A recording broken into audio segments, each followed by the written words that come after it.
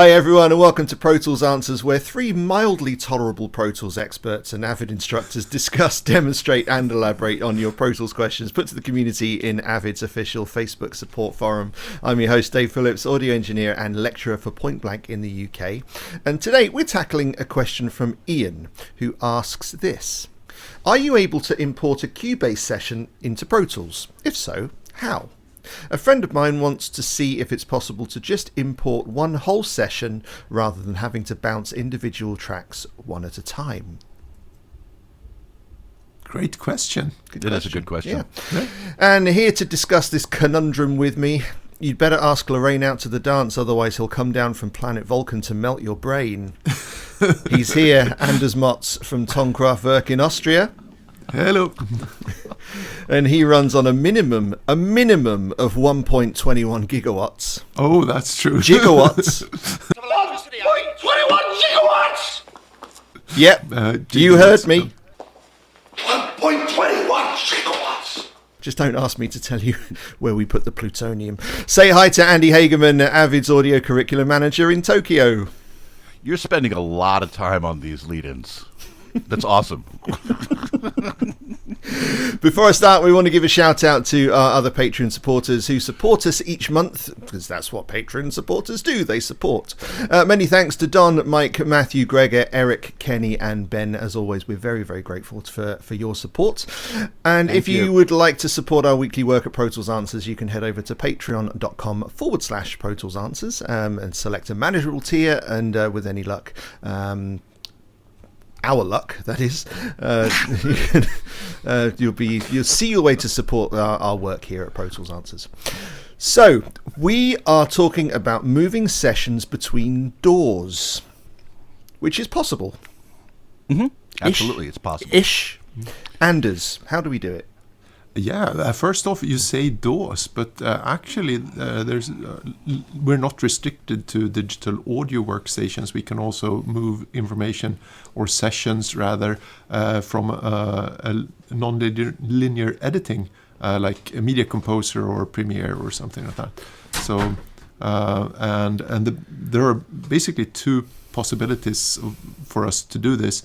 The older OMF, which was an Avid thing, and then the newer AAF or Advanced Authoring Format, I think it's called, which is great for moving information between platforms.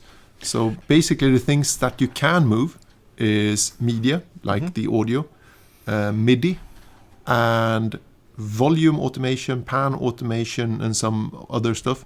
What you can't move usually is like the plugins, because those are platform specific. So when Logic uses a different plugin format, audio units, to us that are using AEX plugins. So that you need to like render into your audio if you absolutely want to keep your plugins or instruments in the audio.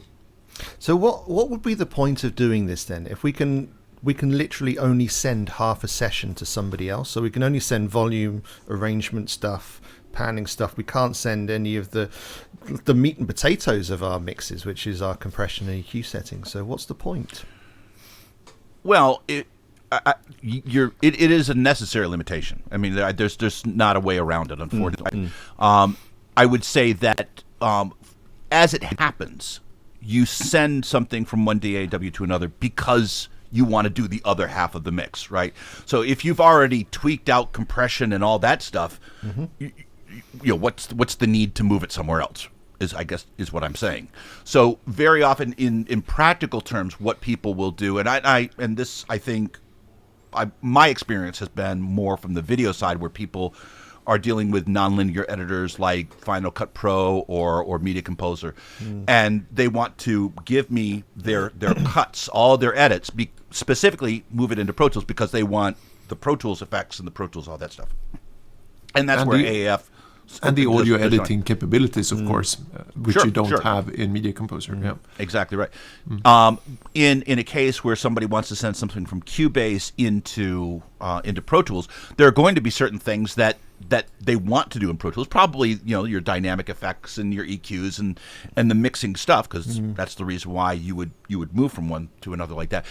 But there are going to be some things that they want to maintain. So if you've got, for example, in Cubase, you've got a virtual instrument that you love the sound of, you just want to mix it over there, then bounce it internally and then put that in your AAF and send it over, right? And you can edit it, you can do all your cuts and all that stuff, but it won't automatically capture, that proprietary stuff, because it's proprietary stuff. Yeah.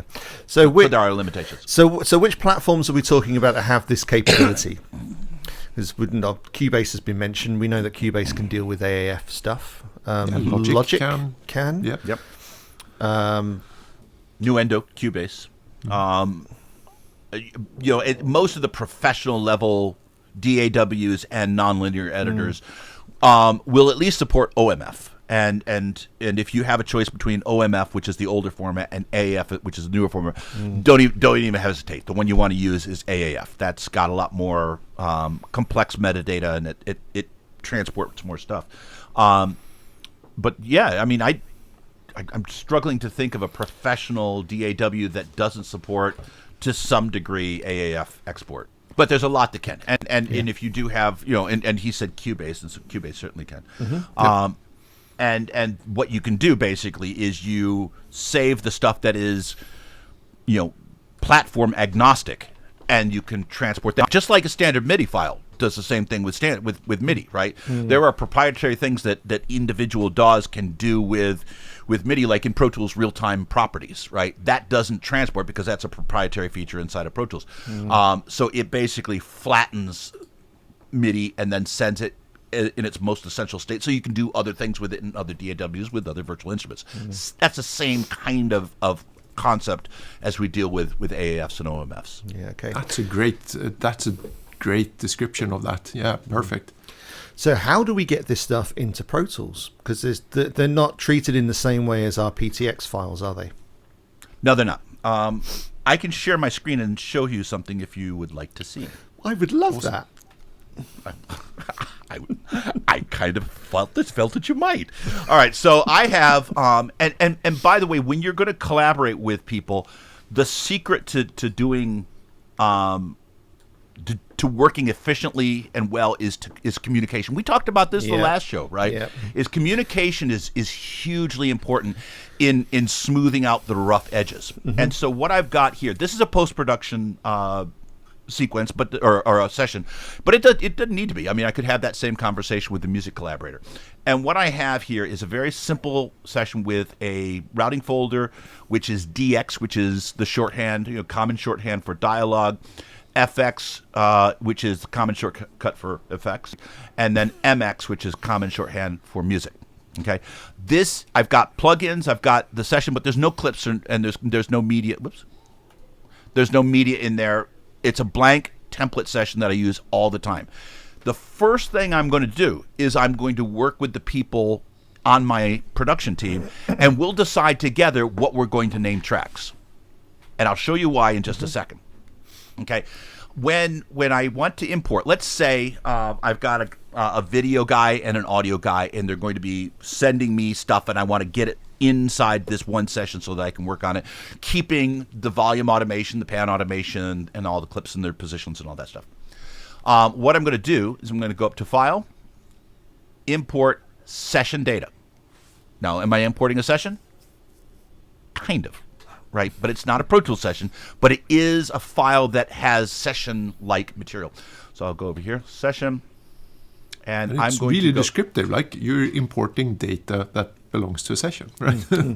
Yeah. It does. It's just it's stripped away everything that's unique about another platform, right? So I have in my mock-up, I have AF from the music dude and AF from the video dude. Now, before I do this, I'm going to back up just a little bit. Before I do this, I want to take a look at something that can cause problems in workflows. So we've got the names of the tracks, and I'm going to go into my session setup, and I'm going to take note of one thing. And if you take a look at the session start, my session starts at 1 hour. That's my SMPTE. In other DAWs, they'll call it SMPTE offset or SMPTE start. In Pro Tools, we call it session start, but it's the same stuff.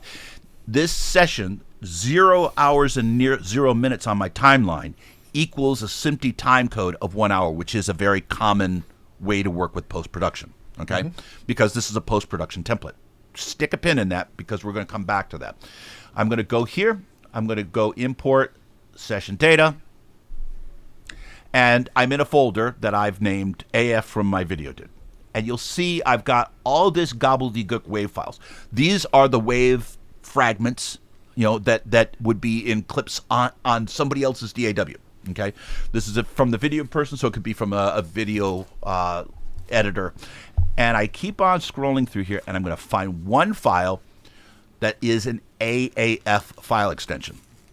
This is that quote unquote session file or light session file. I'm going to go ahead and open this, and it's going to open up a kind of a simplified version of the import session data.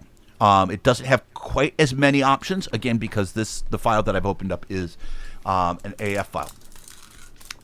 And at the top, you're going to see here, it's an AF file. That AF file's start time is 1 hour, which is exactly the same as my session. So that is in alignment, and that's one of the things that can get workflows not to work. Okay, so I'm going or to harder at least. Yeah. It can cause headaches, right?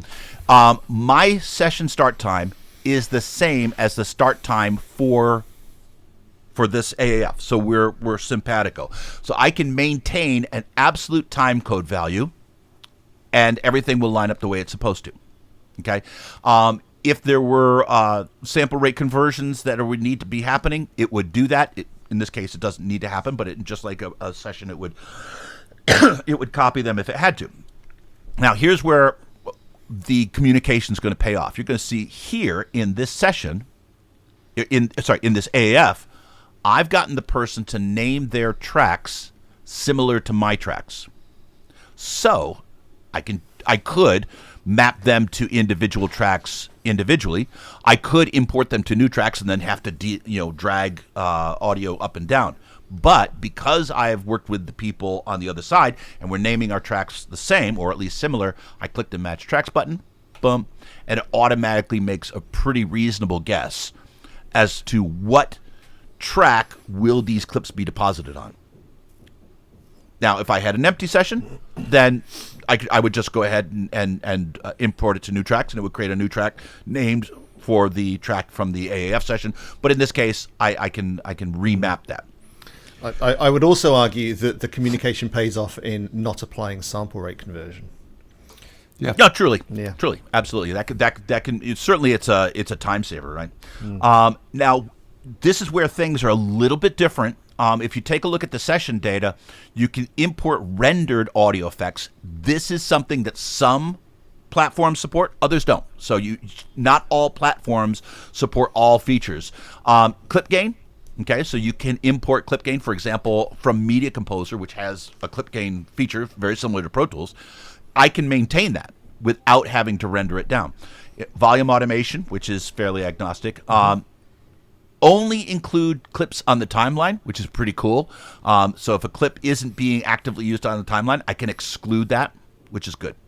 The other thing, and Anders and I were talking about this just before the show, sometimes a platform will only support stereo tracks, in which case they're going to give you just bunches and bunches of stereo tracks. Sometimes they don't support stereo tracks, and what will happen in those cases is that, and this is usually on the video side, is that you'll get a whole bunch of audio tracks that are mono, and they're panned hard left and hard right. Instead of having a single stereo track, it's two mono tracks panned left and right. And anybody who's used Pro Tools way back in the old days before stereo tracks knows that's how we used to do stereo, right?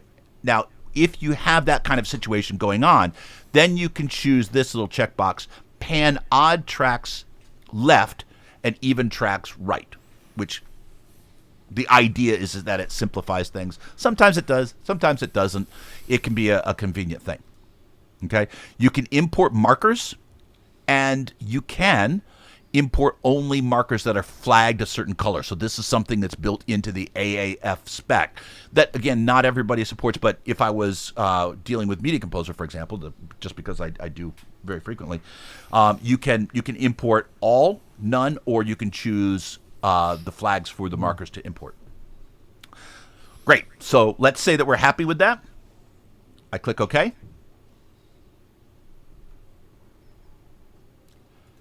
And you can see here that it's populated my clips list with a whole bunch of stuff. And if I go up here, you're going to see that my clips and their positions now are showing up. And all the volume automation that goes along with that track. Now, there's no plugins. Why? Because that data doesn't travel with the session. There's no sends, right? All that stuff, that's stripped away because that's, to some degree, proprietary. Does this make sense? Totally. It does. Andy, this is just a great demonstration of that. Can you go back again to the file import session data and show that little folder again where we had all of these gobbledygooks wave files? Mm-hmm.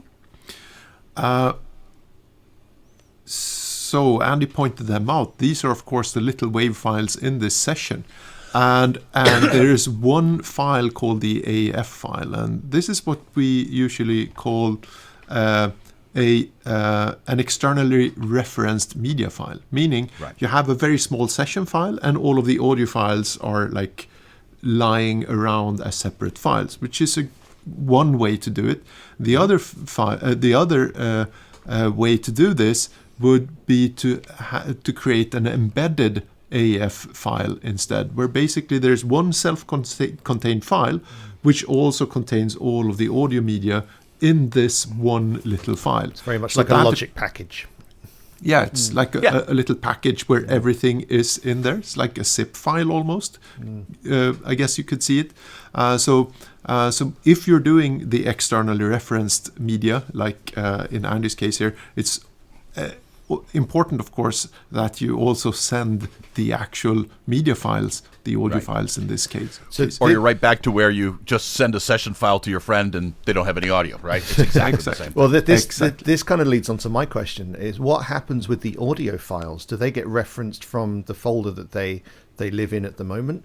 Do they get dragged into your audio files folder? So if your session, and Anders, I think I'm right with this, but check me on this. If the session rate is the same, you have the option of referring to it or copying it. If the sample rates are different, then you have to copy it. Just for fun. So the normal importing rules basically apply. It's a preference for this as well, for the little checkbox in the setup preferences where you can select if always you can force it force it to copy, right? So if you go into preferences and you go into processing, automatically copy files on import, then it's going to automatically copy files. Because I saw that yours were copying. I saw the little thingy.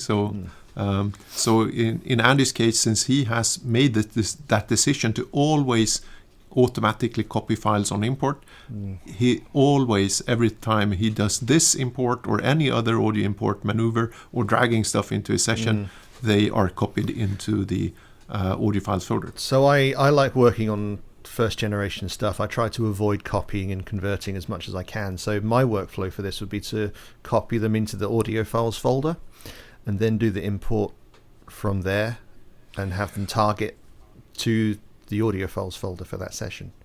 You can. I mean, technically speaking, as long as sample rate conversion isn't needed, copy the file doesn't. Yes, I'm assuming no sample rate conversion is required. Right. Yeah. Yeah. That depends on your work situation. If you're in a big media facility where you are working on similar material, the same material from different ends, you don't want to copy, because that's the whole point of being on a shared storage, and don't copy stuff unless you really need to. You'd be referencing by the way, back to business. Now, by the way, notice that it does copy alternate playlists. That's fantastic. That's just amazing. So you can, I mean, that does travel, right? So that's very cool. Now let me that's show you. That's one of the options in the import session data dialog, isn't it? Yeah. It's a specific option. Yeah. So let me show you one place, and it's a common place where a snag can happen. Okay. So I'm going to go over here. I'm going to go back here. So let's say I've got my dialogue squared away here. And now, I can add my own plugins. I can, tweak the automation, all that stuff. Everything's great. Nothing has been bounced, so everything is still, as you say, Dave, first generation, right? So we didn't have to flatten it in the other DAW just to bring it in. We're working on first generation files. I'm going to go now and import some music into my MX bed. Same kind of workflow, but there's a disconnect that we need to be aware of. I'm going to go over here. I'm going to go to import session data. And I'm going to go out of my video guy. And I'm going to go into my music guy folder. And again, we've got a whole bunch of WAV files. And we have the one AAF file from the music dude. Now, and I'm not meaning to cast aspersions to music people at all. But as a general rule, when we're working on music projects, we don't really think about the SMPTE start time because it's a music project and we're not synchronizing the video in many cases. Not all cases, but many cases. And in that case, it's quite normal for somebody to start to go with a normal SMPTE start time of 0 hours and 0 minutes, 0 seconds, and 0 frames, which would put, in this particular case, it would put the music 1 hour before the start of the video, which is not what I want. All right, so I'm going to, and I've set it up so that problem is exactly going to happen here. So if I go here to AAF from the music dude, I open it, Pro Tools is going to say, whoops, oh, the music guy did the. I'm an idiot. I think I fixed this and then saved it. Anyways, I'm sure I did. Anyways, if this had happened, if you do have a SMPTE start time of 0, which I think I did before, and it looks like I saved it because I'm a big dumb animal. If that happens, then you don't maintain absolute time code values. You maintain relative time code values, and that. What it will do is it will make sure that everything that starts at the beginning of the timeline still starts at the beginning of the timeline. It deals with a minutes and seconds time scale rather than a timecode time scale. But other than that, the same things apply. So again here, and Dave, I think this is where your question is. So link to source media, you have the same options of whether to copy or link. In this particular case, again, matching tracks because I've named my tracks similarly, and then boom, you click OK, and there you go. And I've got my 3 music tracks. And now we can actually see that the items are being copied, and this is like placeholders for that, and there's the copy into the audio. Sorry about the snafu with the time code, but it's very common that you'll get a mismatch. And by the way, the same thing goes for import session data, right? So import session data also relies on that same, having the same SMPTE start time, and that's just something that every once in a while we have to work around. Andy, this is great. I mean, this will help a lot of people doing this maneuver, transferring stuff. But what about the other way? Could we create an AEF file out of Pro Tools and send that to someone else? Why, yes, Anders, you can. So how do you do that? Anders asking the hard questions. He is asking the hard question. Actually, that's the biggest softball question in the world. So let's say that I'm, so again, this is kind of a situation where I get media from somebody. I'm expected to do some work with it, and then I have to send it to somebody else, which is very, very common in post-production. And it's becoming, now with COVID, it's becoming more common with music production because we're collaborating, across platforms, and we're collaborating in a number of different ways over distances. But let's say that I cut this, and I'm just going to go ahead and cut this. I'll trim this like this. And let's see what else. Do some automation. I could do some automation. Let's see here. I will, let's go with volume, boink. And, I don't know. Here we go. Grammy.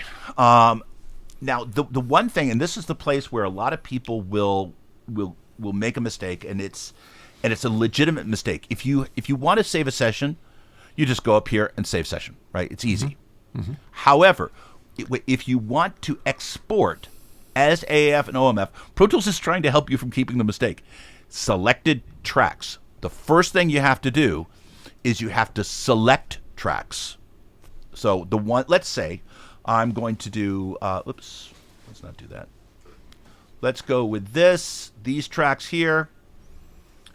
and this, and this. Okay, and all the other ones are empty, so I don't need them. We are limited in tracks, so aux tracks don't import. So it's going to be, basically audio is what we're dealing with here. And then I'll go ahead here. Excuse me.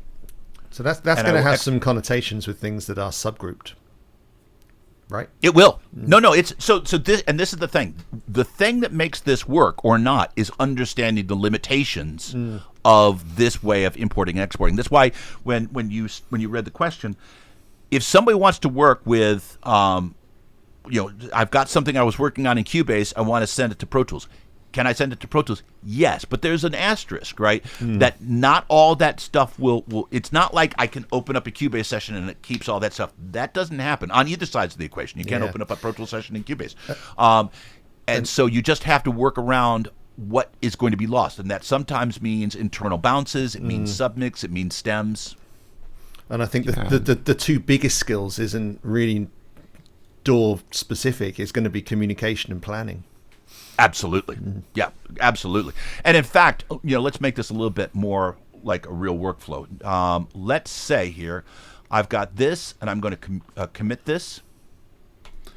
I was just going to say, if you want to absolutely keep something with processing or an aux or anything, you could commit the aux. This is the workflow I normally do, because usually I'm getting an edited mix, and I'm supposed to be mixing it, and I'm delivering stems to somebody else. So there's my MX stem, and we'll just go over here. And what I'll do, just for fun, is I'll make this I'll put some volume automation on this as well. Brilliant. And I'll commit this, but I'm not going to render my automation. Am I good with that? Yep.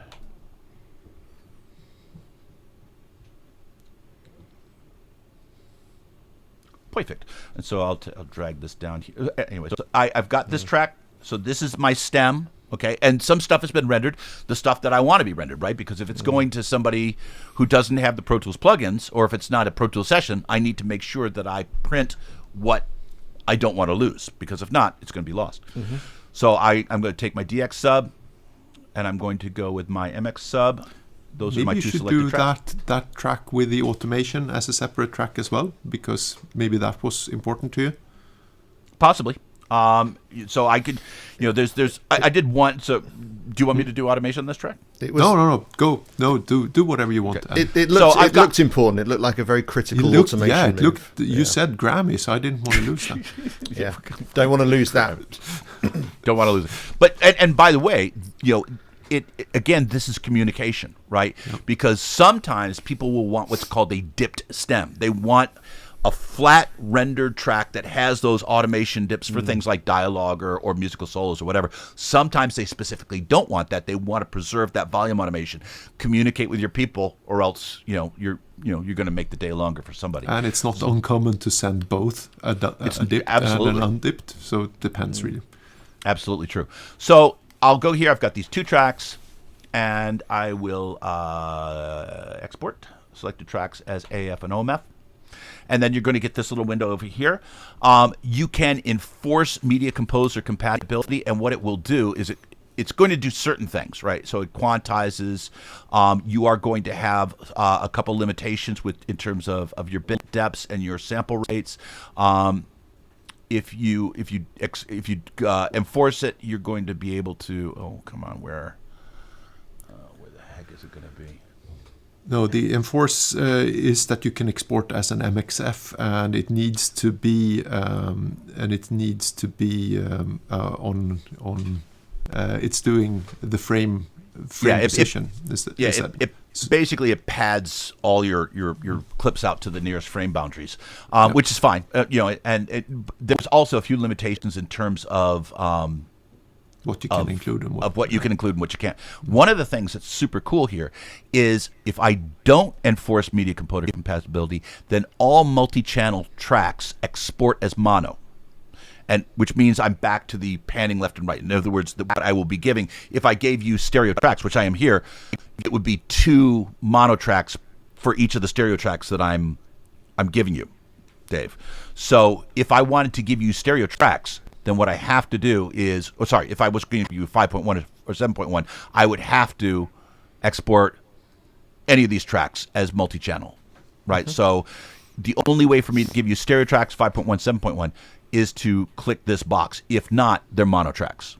So it just simplifies it a little bit. So anyway, do you want stereo tracks or do you want multi-monos? Multi-monos, please. Oh, okay. Well, then either way, I can either uncheck this box manually, or I can turn off enforce media composer compatibility. I can force a sample rate change, kind of like what you get with save copying. So if I wanted to make your day super long, but I don't, so I'll go ahead and do that. What format do you want, Dave? In eighths, please. Okay, nicely done. This is a very important thing. That's an OG choice right there. because there is the checkbox to do embedded AF, where basically you have one self-contained file including all of your audio media, and the other one, if you don't check that checkbox, you will get where they are all linked to separate files. Yep. Now, one other thing is, notice that MXF is grayed out. Why? Because you need if you want MXF, again, enforce media composer compatibility, and now MXF comes back, right? Which is not what you wanted, which is fine. Let's go with AAF, bit depth, 24 bits, fine. We can consolidate from the source media. You can link to it if you've got that option, but I don't have this in this particular case because of the parameters. You can put handles on this. Now, handles are an interesting thing. Handles. How would you explain that? So that you get room for crossfades, and you can fade in and out and do crossfades. Handles are great for that kind of stuff. A bit of extra audio at the beginning and the end of the clip. So it will pad the audios that you have with the underlying audio. Yep. Yeah. My brain froze for just a second. So let's say that this is meaning. Basically, it will take the clip that you have made, the subset clip, and it will add media from the underlying media that is there, and then it will just display that clip that you had, but you can still trim it out in both ends.